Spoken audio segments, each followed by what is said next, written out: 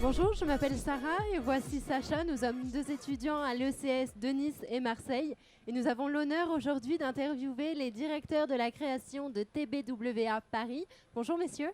Bonjour. Pourquoi vous voulez faire de la com alors? Qu'est-ce qui vous intéresse? Vous êtes fous, vous voulez vraiment faire ça? Personnellement, je pense que quand on fait de la communication, on a un certain pouvoir et j'aimerais bien utiliser ce pouvoir pour influencer un petit peu les gens, mais dans le bon sens.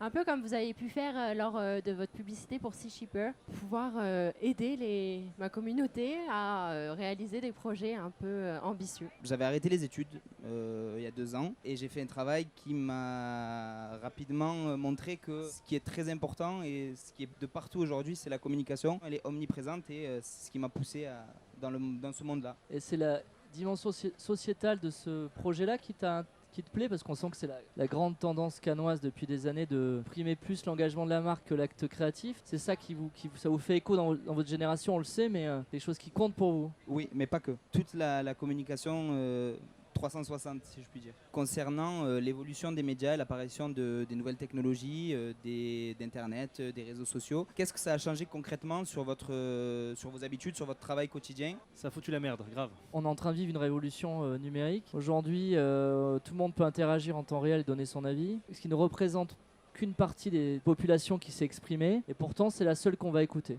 Les trolls. Puis il y a un gros changement dans notre façon de travailler qui est compliqué. On a été éduqués à faire une grosse idée qu'on montre à tout le monde. Tout le monde voit la même à travers la télé ou à travers une affiche.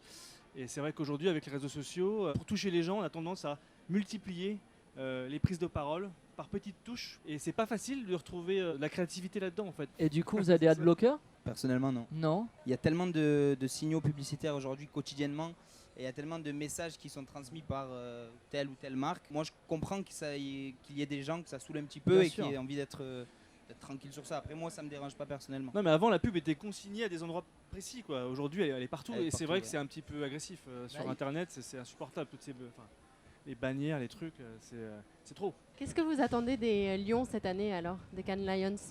Comme chaque année, hein, comme tout le monde, on espère en gagner. Je trouve que ce n'est pas la réalité du marché français. En tout cas, je parle pour la France. Je ne me permettrai pas pour parler pour l'international. Ce qui gagne, ce sont des projets spécifiques qui ont été un peu faits pour ça et qui raflent des tonnes de lions. Mais ils ne correspondent pas à des briefs de clients ou à une réalité économique de notre métier. Ça, c'est dommage. C'est qu'est-ce qu'on met au centre? La data, la valeur émotionnelle ou l'acte politique? Je pose juste la question à tout le monde. Une fois qu'on aura un débat entre tous les acteurs et qu'on décidera de mettre quelque chose au centre, on pourra juger enfin correctement de nouveau notre métier. Nous, évidemment, en tant que créatifs, même si on est publicitaire, ce qui nous intéresse, c'est l'acte créatif. Donc l'engagement, si on a un pour une marque, très bien, on est ravis de pouvoir le porter.